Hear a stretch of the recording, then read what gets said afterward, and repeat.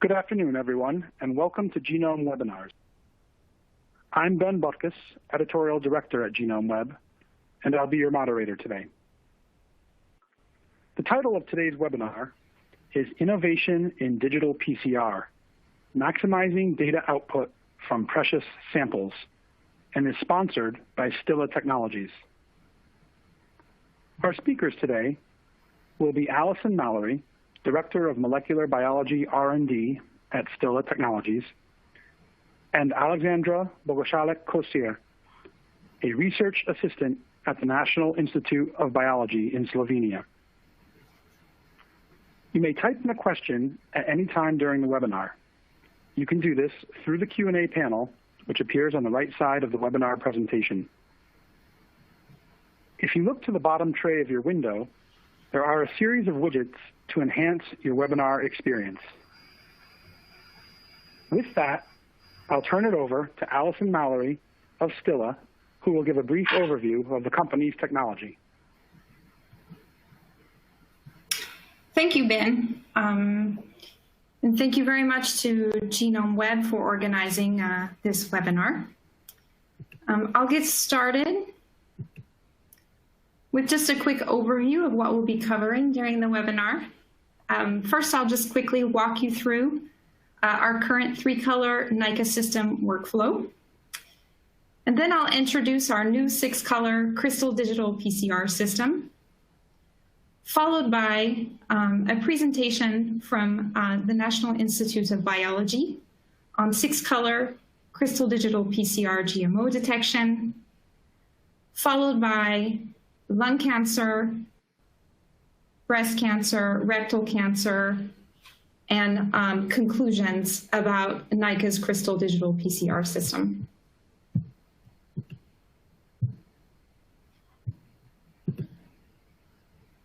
So first, I just want to quickly walk you through the workflow of the 3-color Naica system. So Crystal Digital PCR starts out with the same type of reagents typically used for quantitative PCR.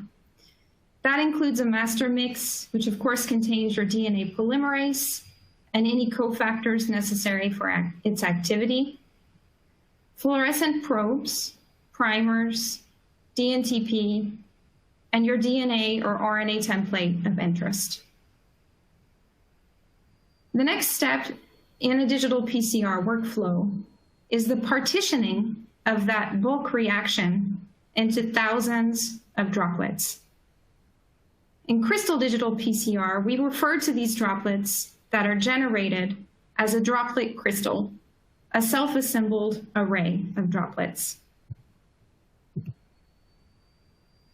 One of the unique features of the Naica system is its ability to read in 3 colors, blue, green, and red, in the excitation and emission wavelengths noted on the right of the screen. Our Crystal Digital PCR is compatible with fluorophores commonly used for qPCR, and some examples are shown on the right. 2 parameters that are extremely important for good quantification in digital PCR are the total number of droplets generated, as well as the size of the droplet. After a PCR is performed and the fluorescence units are read, digital PCR data can typically be plotted on what's known as a dot plot. Here on the right of the screen, you'll see a typical one-dimensional dot plot. We're looking at the blue channel here. So all droplets that are positive for blue are indicated in blue, with each dot representing an individual droplet. On the bottom, you'll see black dots. And these black dots represent the negative droplets that do not have a high fluorescence signal. Our software automatically puts a threshold line between the positive and the negative droplets. And by calculating the ratio of these positive and negative droplets and performing Poisson statistics, our software will very quickly calculate the quantification in each of the 3 channels, measured in copy per microliter, with the associated uncertainty.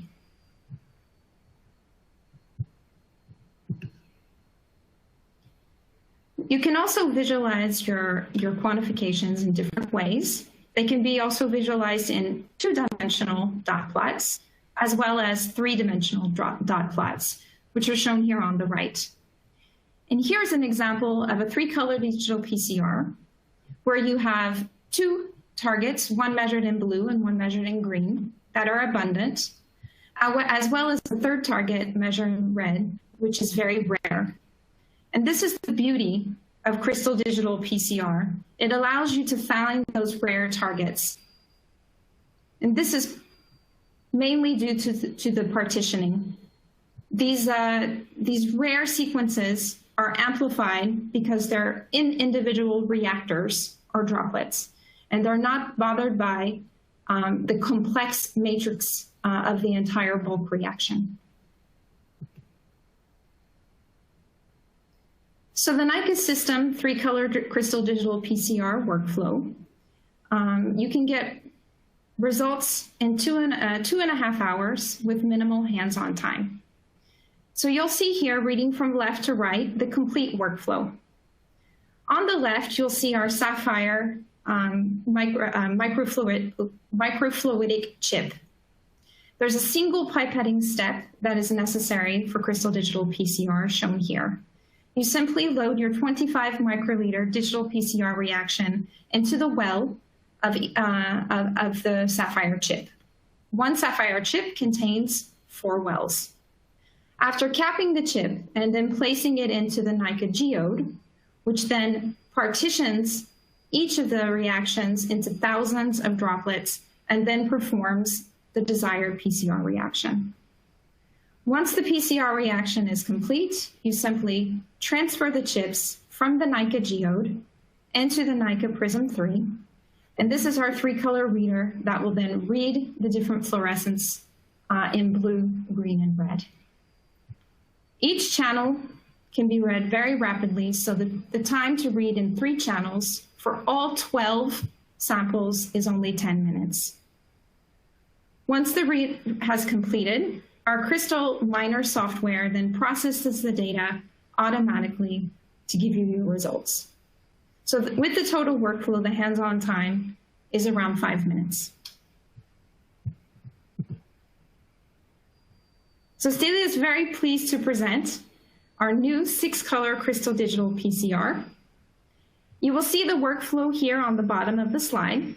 This workflow should look very familiar to you, as it's very similar to our 3-color Crystal Digital PCR workflow, in that there's a single pipetting step that is required into the Sapphire chip.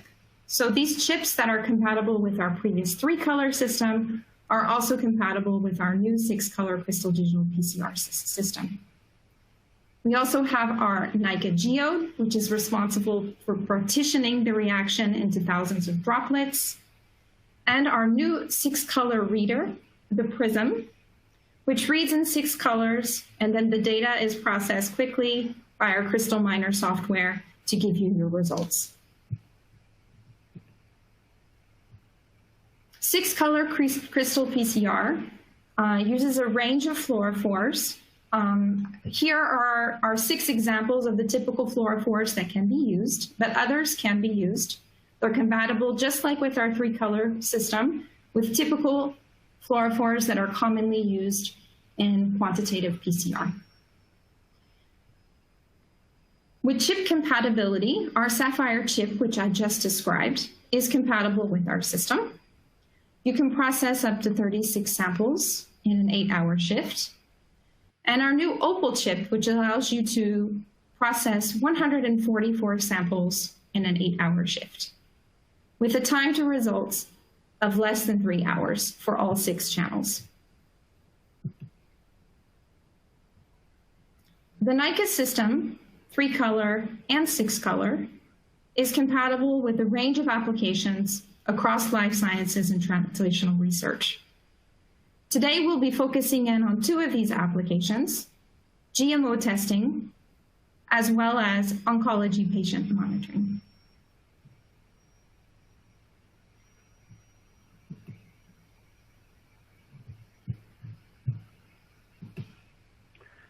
Thank you, Alison. We'll now turn the webinar over to Alexandra Bogozalec of Slovenia's National Institute of Biology. Please go ahead, Alexandra. Thank you, Ben. As said, I come from the National Institute of Biology in Slovenia. Our institute is also the national reference laboratory for GMO testing in food and feed. But apart from GMO diagnostics, the laboratory also devotes much of its studies to implementation of novel technology with the goal to make our analysis more time and cost effective. So today I'll talk about how we have, together with Stilla Technologies, developed a 6-plex system for quantification of 5 in European Union authorized GMOs that can be done in just one reaction with Naica System Crystal Digital PCR System. Genetically modified organisms, or GMO, are by EU legislation defined as organisms, with the exception of humans, of course, in which the genetic material has been altered through the use of biotechnological methods in a way that does not occur natural by mating and/or natural recombination. In short, this means that the sequence containing the gene of interest is inserted in the target genome by means of recombinant DNA technology. Most commonly, this is done by agrobacterium-mediated transformation or by ballistic particle delivery system. Now, since the majority of GMOs are GM crops, today 80% of all of these introduced traits are either herbicide tolerant or insect resistant. The need for quantification of GMOs as opposed to only detection comes from a very strict EU legislation, which demands that all products which contain GMOs consist of or are produced from authorized GMOs need to be labeled if the content exceeds 0.9% per ingredient. Ingredient here is interpreted as species, so 0.9% of soybean, maize, cotton, or so on. And additionally, all GMOs that are in the process of authorization need to be quantified to the level of 0.1%. This time not per ingredient, but per GM line. Those GMOs that are not authorized cannot be present under any circumstances. So to implement the legislation, we have a 3-party system that has been taken up by the majority of testing laboratories. In this system, the first step is getting general information on the presence of GMOs in the sample. So here we screen for the most common GM elements. These are the building blocks of the insertion sequence, and here are marked in red for the gene of insertion and in yellow for promoters and terminators. Then if screening is positive, the presence of a specific GMO needs to be confirmed by targeting the sequence around the point of insertion. So between the blue part and the yellow part of the sequence. And finally, when the GM-specific assay is combined with the species-specific assay, then the GM line can be quantified. In other words, if we detect, let's say, 10 species-specific copies and 1 copy that is specific for a certain GM line, then we can say that we have 10% of this GM line in the sample. In the beginning, classical PCR was used for detection of GMOs, but was soon substituted by qPCR, as classical PCR does not allow for quantification. So today, qPCR is regarded as the gold standard. This is not as hard in GMO testing field because, as you know, qPCR for quantification needs standard curves, and in our field, standard curves are actually relatively simple to generate because we do have certified reference materials. However, multiplex qPCR assays that would enable quantification are extremely hard to design in qPCR, unlike in digital PCR.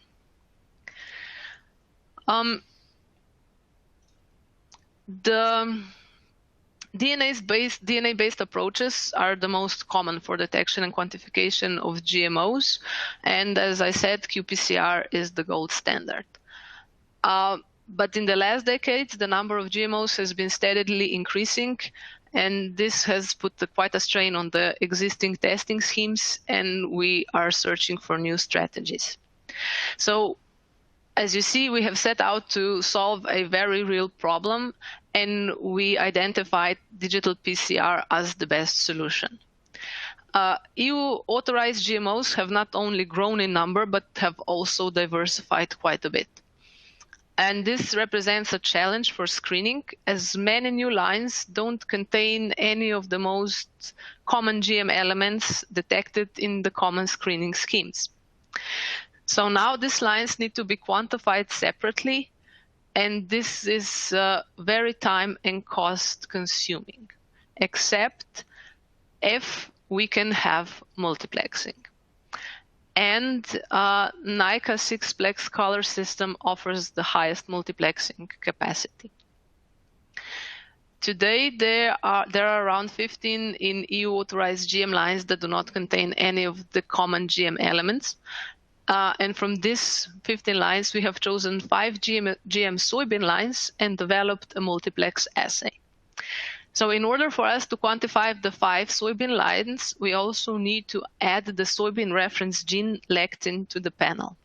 So we transferred 6 qPCR assays, 5 targeting the 5 GM soybean lines and 1 for the soybean endogen, to Naica platform and combined them into a single multiplex panel.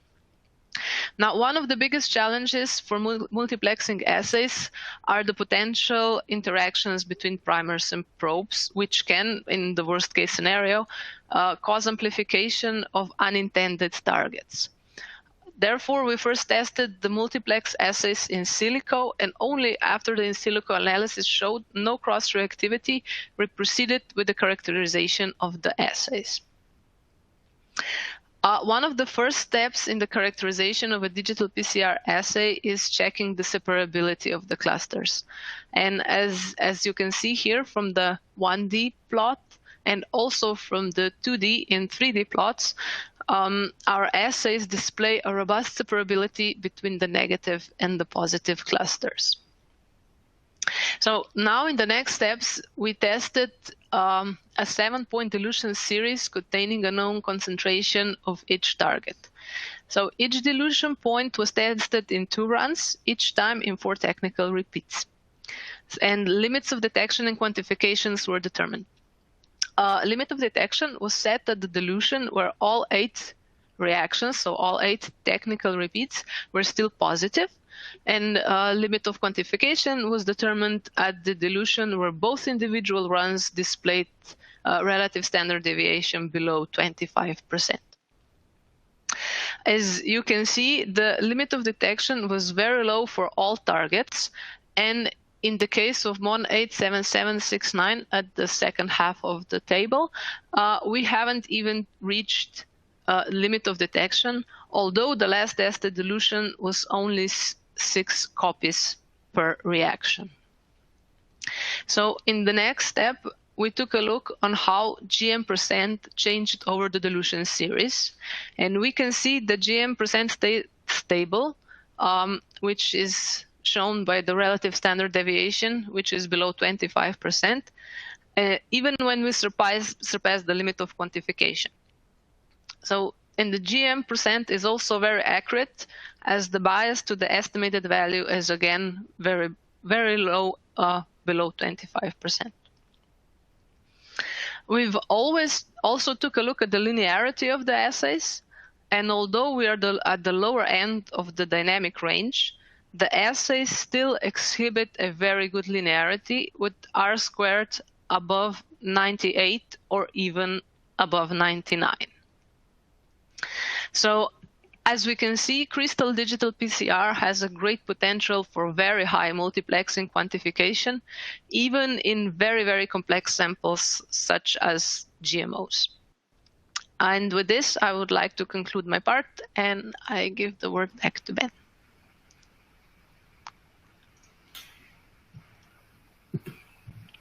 Thank you, Alexandra. As a reminder to webinar participants, if you have a question, please type it into the Q&A box in the control panel. We'll now turn the webinar back over to Alison Mallory of Stilla.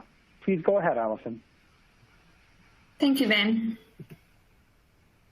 And thank you very much, Alexandra, for presenting your work on our 6-color system and GMOs. And now we'll transition to some work that we've been doing with our collaborators in the oncology field, focusing in on 3 applications: lung cancer, breast cancer, and rectal cancer, where we were able to do absolute quantification, copy number variation, and rare event detection.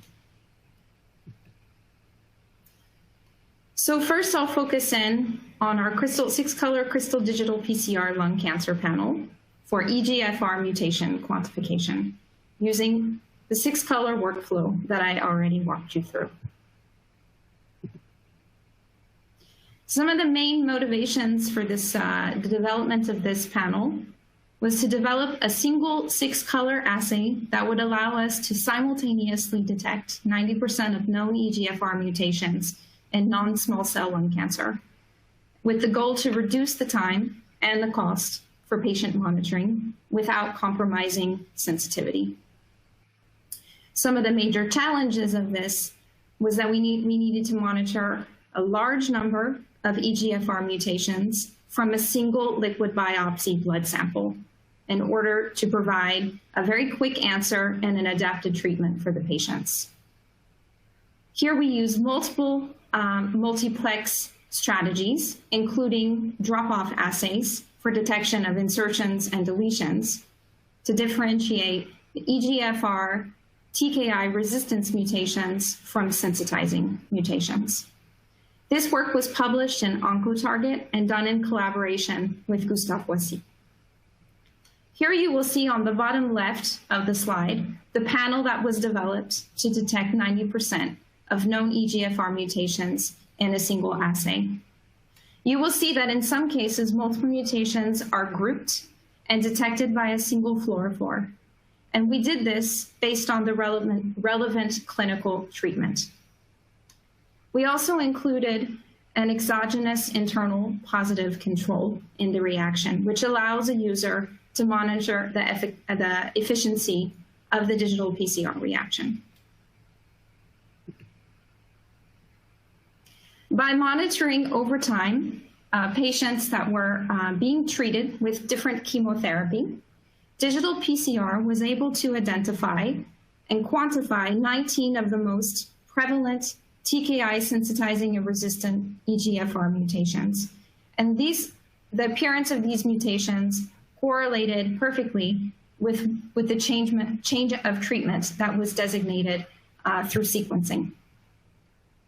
By doing these digital PCR and detecting 19 of the most prevalent EGFR mutations, we were able to maximize the use of each of these individual precious patient samples and minimize the time to results.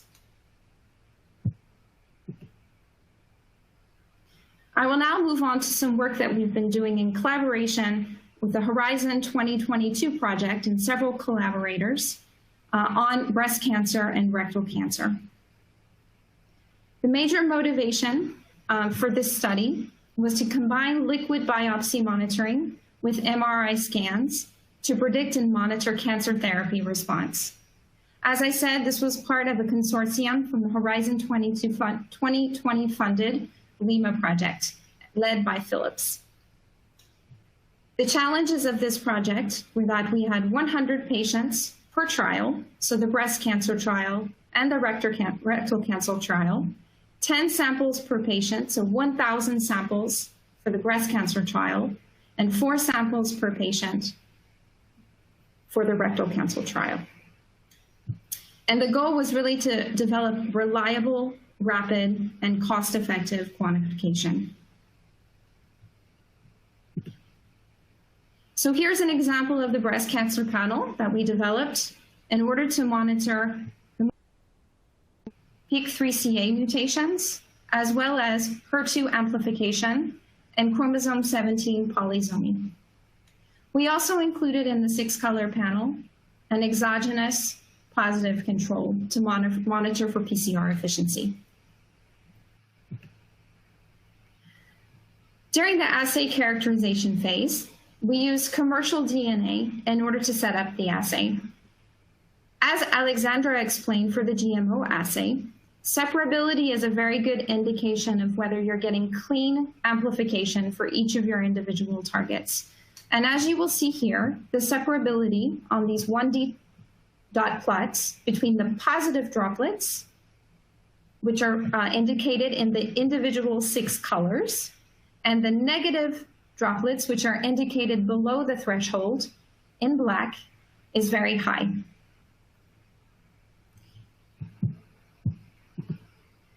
As with any assay in Crystal Digital PCR, you can visualize your results in different ways. 1D plots, as I just presented, or 2D plots, as well as 3D plots, in order to confirm your separability and your threshold setting, which is automatically set by our Crystal Miner software.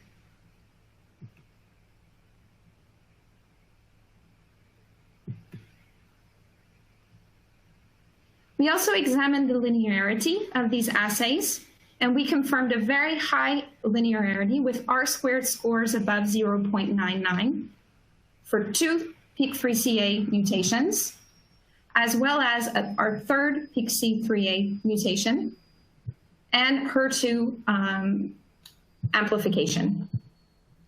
So we were very pleased with the linearity of this panel and its performance in 6-color Crystal Digital PCR. We analyzed the limit of blank for each of the PIK3CA mutations, which was 6 droplets, as well as the limit of detection, which was extremely low, 0.8 copies per microliter for each of the 3 PIK3CA mutations. As well as I mentioned before, linearity scores that were approaching 1, on average 0.99 for all 3 PIK3CA mutations, as well as the ratio of HER2 to TSN control. So this work was all performed on commercial DNAs to set up our assay. And then we next tested patient samples following the following workflow. We took whole blood samples and then extracted nucleic acid from the plasma, made our PCR mix, as I described before, using primers and probes specific to those targets that we wish to detect, loaded our 25 microliter reactions into our Sapphire chips, and then performed the Crystal Digital PCR workflow. We were very pleased to see that there was perfect correlation between the experimental detection of PIK3CA mutations and the theoretical presence of PIK3CA mutations, with one exception, and this was due to the fact that the presence of the mutation was below the limit of detection.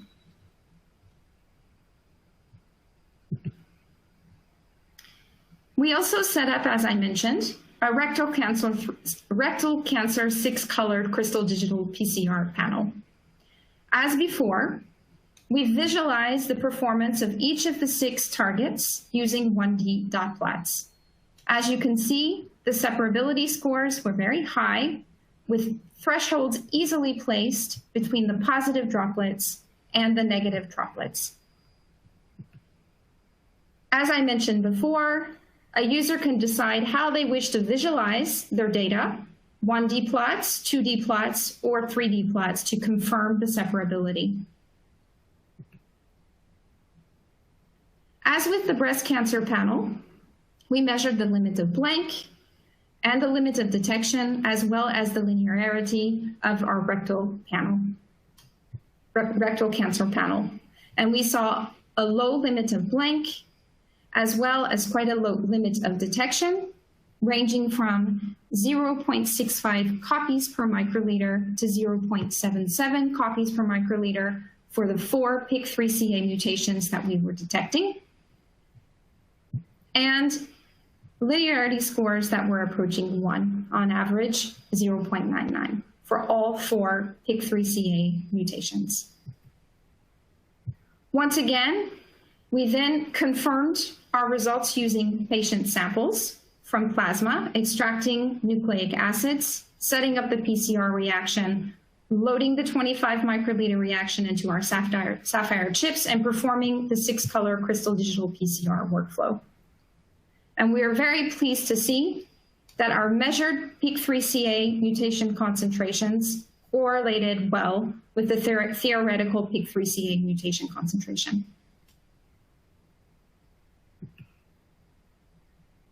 So in conclusion, I have shown you, as well as Alexandra, that 6-color Crystal Digital PCR is compatible with a wide range of samples, from plant and food material to plasma, and we've also tested its compatibility with typically used FFPE samples as well as frozen tissues. We've shown that Crystal Digital PCR increases the number of GM soybean lines that can be quantified in a single reaction and is a cost and time-effective way that does not sacrifice sensitivity. Using 3 multiplex oncology panels, lung, breast, and rectal, we've shown that they each display high clinical utility, with our lung cancer panel detecting over 90% of EGFR mutations known in small cell lung cancer. And overall, 6-color Crystal Digital PCR maximizes the information output of any precious sample that you may have, whether it be a GMO sample or a patient sample, while minimizing reagent costs and time to results. Finally, I'd like to thank everyone for your attention. Both Alexandra and I will be pleased to answer your questions. And I encourage you to visit Stilla's website to look at our resource tab and to have more information about both our 3-color and our 6-color Crystal Digital PCR system. And in general, if you want to learn more about digital PCR, please visit our GenePi website, where you'll find a lot of useful tools that will guide you through how to set up a digital PCR reaction and to analyze the data. I'd also like to mention that Stilla has several virtual events ongoing in June, listed here. A second one in June the 23rd, and a third one on June the 30th. Thank you all for your attention.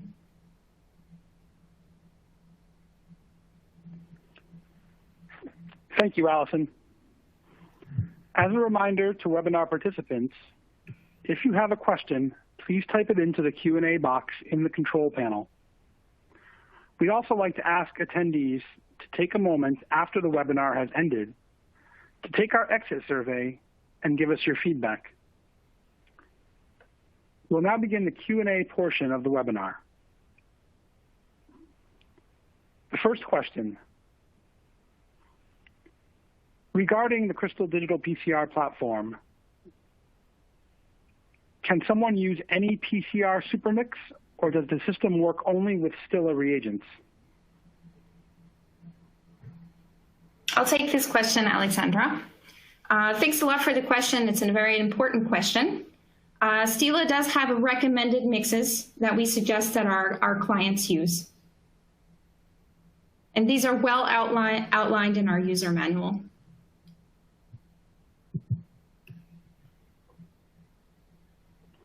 Thank you. The next question, how many partitions are generated in a single chip? So our sapphire chip ranges between 20,000 and 30,000 droplets.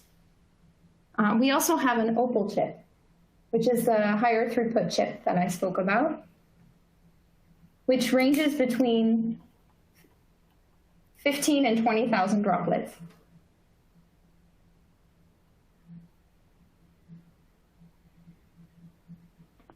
Thank you. The next question. Can you discuss the need for replicates for accurate quantification and whether that would reduce the sample per day capacity? Alexandra, I'll let you take this question if you like. I would say it really, thank you. I would say it really depends on the field of work.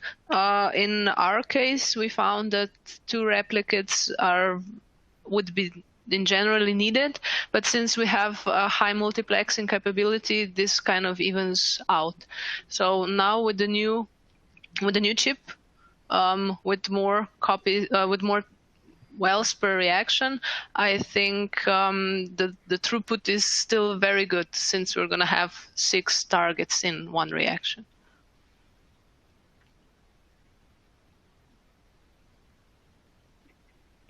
Thank you. The next question. Can you resolve 6 analytes at different concentrations?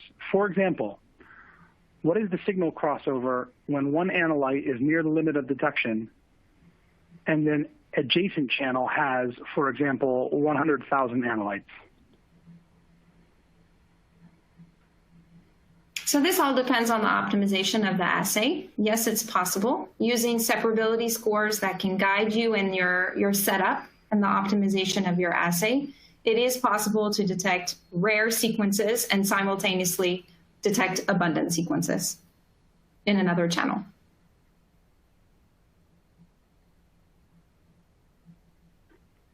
Thank you. Next question. Are you planning to provide multiple in vitro diagnostic panels validated for your system, or will the system be open to develop such panels? So our users can customize any panel that they like on our 6-color PCR system, as well as the 3-color system. And we do have a guide that helps outline the steps that you can follow to optimize assays.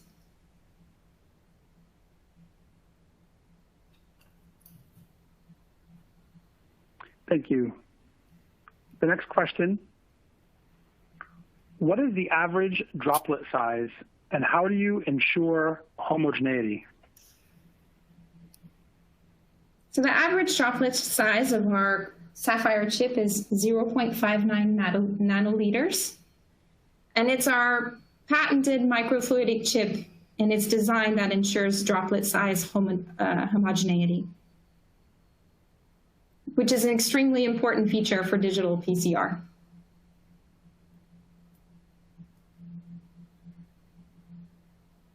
Thank you. The next question. Regarding the cancer panel experiments, what volume of plasma was used for cfDNA isolation? Is it different for the 2 types of chips? Yeah, so this would depend directly on an extraction kit that you're using. So you can increase or decrease the volume of plasma that's being extracted. It all depends on the kit protocol that you use.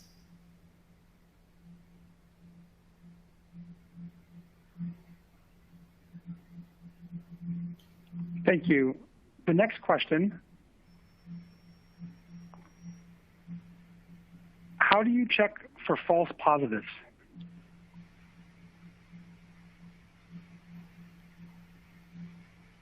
Alexandra, would you like to take this question?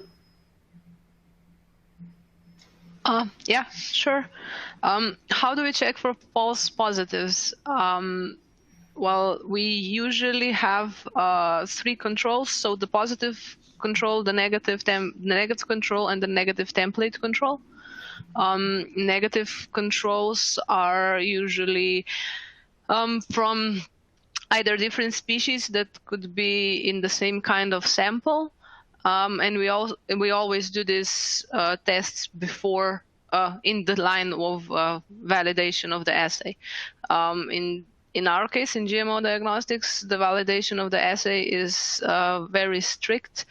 you have a lot of different aspects that you need to look at it. Of course, one of them is also this, but on the other hand, the assays themselves, so the primer and probe sequences, are very limited to a specific position on the genome.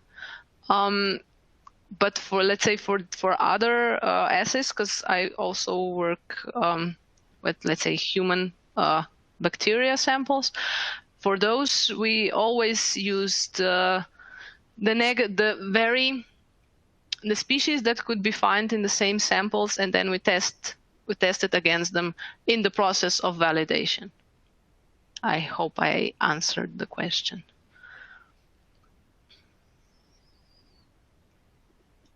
Thank you. Next question.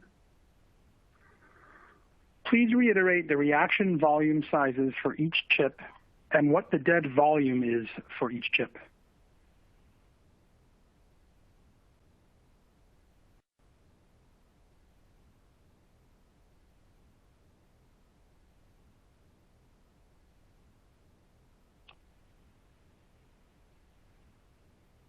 Hello, are you online?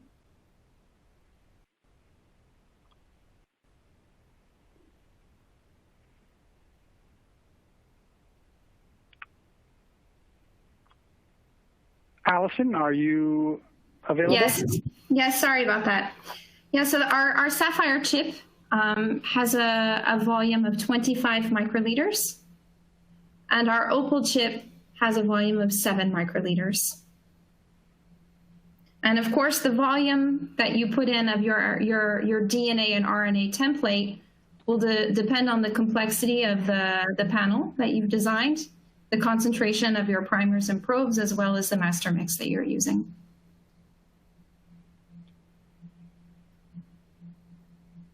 Thank you. The next question. How many samples does the Opal chip process simultaneously? You mentioned 4 for Sapphire. Yeah, that's a great question. So our Naica Geode allows you to process 3 chips at a time. So for the Sapphire chip, which contains 4 samples, you're able to process 12 samples at a time. And for the Opal chip, which each contains 16 samples, you're able to analyze 48 samples in one go.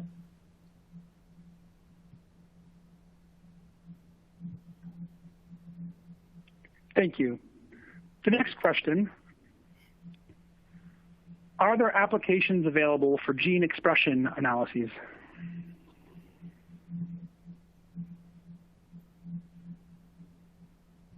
Sure. There are applications that are developed for gene expression analyses using a reverse transcriptase reaction. I invite the person who's asking the question to take a look at our website, where we have several application notes outlining the different applications that have been developed on our system. But we do have master mixes that are compatible with our system that allows you to do gene expression analysis.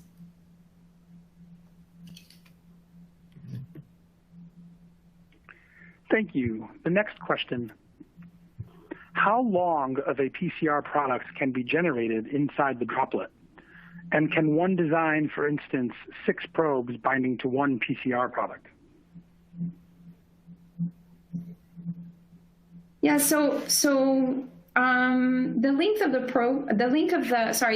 amplicons that are generated are very similar to those of qPCR.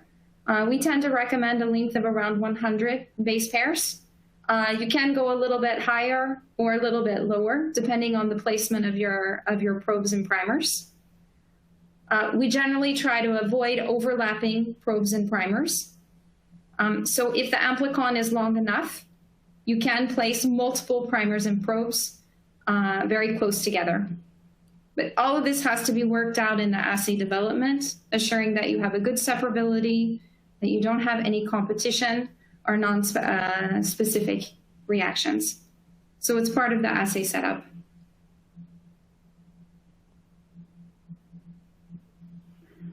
Thank you. The next question is, I believe, for Alexandra. Did you try digital PCR on polyploid species? Well, we did try digital PCR on maize seeds that don't have one-to-one ratio between the transgene and the endogene. And there we did encounter some problems.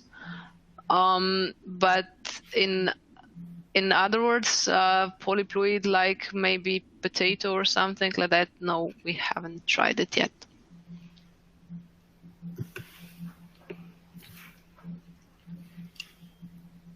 Thank you. The next question, also for Alexandra. Are you planning to use 6-plex digital PCR in routine GMO testing? We've done now the first part of the validation. This is the validation of certified reference material, and we're now going on to see how the assay behaves on real-life samples, so the samples that we already have in our laboratory that we already tested with qPCR.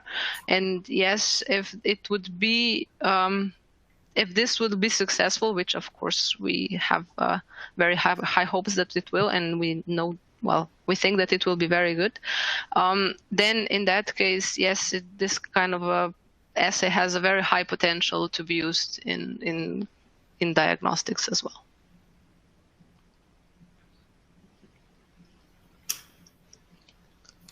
Thank you. The next question is back to Allison. Some results you showed for cancer applications seemed to show some cross-reactivity. How do you solve that in the threshold setting? So it's a bit difficult to answer that question because I'm not really sure which panel that they're referring to. But once again, when optimizing an assay, paying attention to your separability score will allow you to well separate your positive droplets from your negative droplets. Also optimizing the PCR cycles, the primer and probe concentrations, as well, obviously, typical parameters such as elongation, temperature, and time, as well as denaturation time, can help you remove any non-specificity that may be problematic in setting up a digital PCR assay as well as other PCR assays.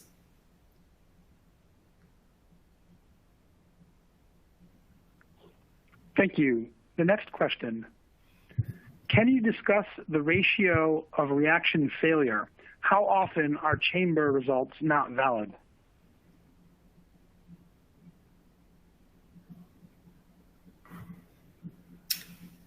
Alexandra, maybe you can discuss this in the context of your GMO study. Yes. Well, in some samples, a couple of times we did see a couple of bubbles that, and therefore we had a slightly lower number of copies of droplets. But otherwise, we didn't see any actual failures so that we wouldn't have any result per chamber.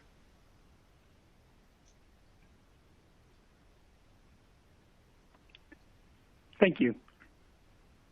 The next question, is there a need for thermal profile optimization first? For example, a need for annealing temperature optimization? Yes, as with any PCR, there is a need for optimizing your PCR program.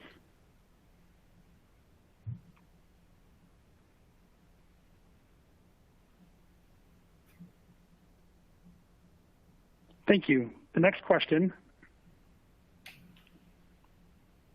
What do you think might be new applications or fields of study that might benefit from this additional multiplexing capability?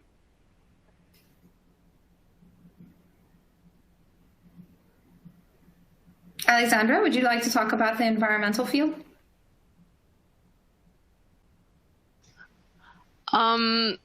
Right now, our laboratory also tests digital PCR for wastewater treatment to see if there are some viruses still left.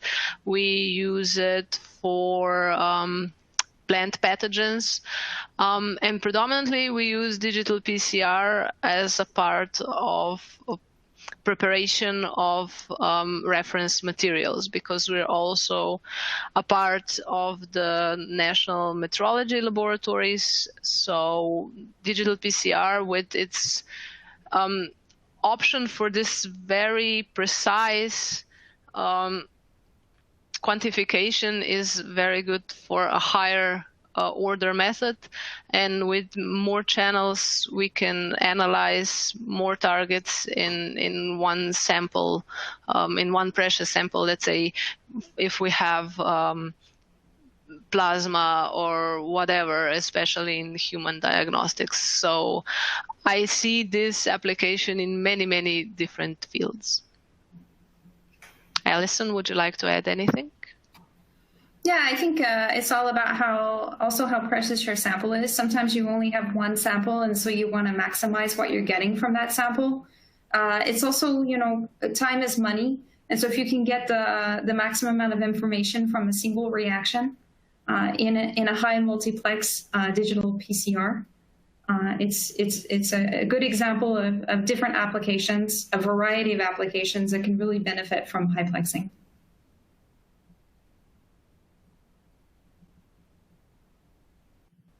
Thank you. The next question is a general question about digital PCR. Is it applicable to detect point mutations, deletions, insertions, fusions that are typical for cancer samples?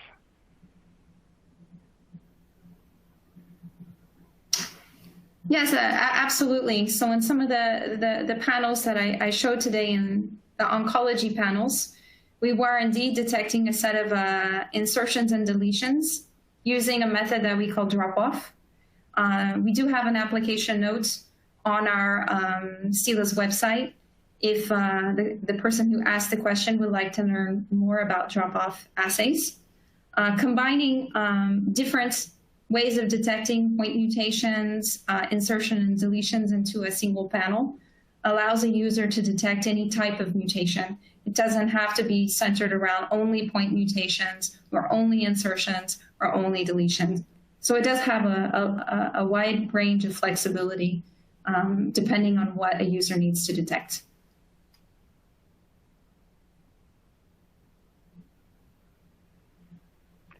Thank you. The next question is related to SARS-CoV-2. There are now multiple established strategies for SARS-CoV-2 detection, including qPCR and antibody detection. What will be the advantages or drawbacks of 6-color digital PCR compared to these existing strategies? Well, giving the time frame, that's a really poignant question, obviously. And so we just recently published a paper on bioarchives with our collaborators at École Polytechnique, as well as the Bichat Hospital here in Paris. One of the major advantages of digital PCR in viral detection is its sensitivity. And in this study, what we showed was that by pooling patient samples together, we were able to detect those samples that were individually positive by quantitative RT-PCR or negative by quantitative PCR. And in some cases, we identified samples that were scored as negative by PCR that were in fact scored positive in digital PCR. And so by grouping samples together before performing the analysis, you save time and money. So if you group 8 samples together or 16 samples together, and you're able to do in a single reaction, have a high sensitivity and detect what you need to detect, rather than running 8 separate reactions or 16 separate reactions, you save really a lot of time and money.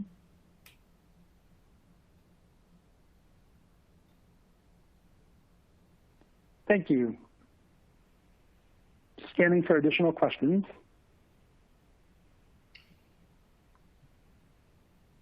The next question, are there any projects in the works using non-coding small RNA? So non-coding small RNAs are indeed can also be biomarkers for a lot of diseases, as well as controlling plant gene expression. There are also long non-coding RNAs or short non-coding RNAs that are coming from viruses.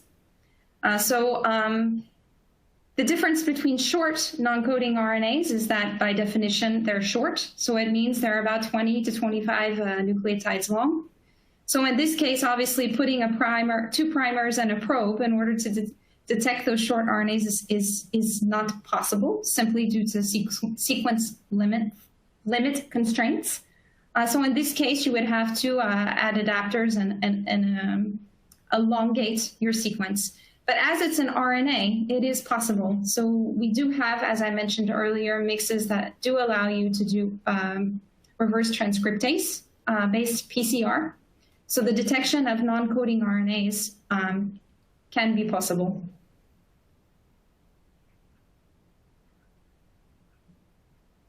And maybe I should just also point out one thing about non-coding RNAs is the fact that often, particularly long non-coding RNAs, are not very abundant.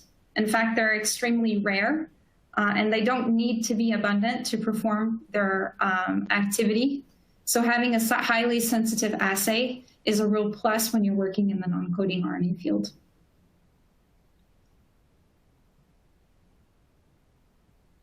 Thank you, Alison. That's all the time we have for today. We'd like to thank Alexandra Bogozalec, a research assistant at the National Institute of Biology in Slovenia, and our sponsor, Stilla Technologies. As a reminder, please look out for the survey after you log out to provide your feedback. If you missed any part of this webinar or would like to listen to it again, an archived version will be emailed to all attendees. Thank you for joining us for this genome webinar.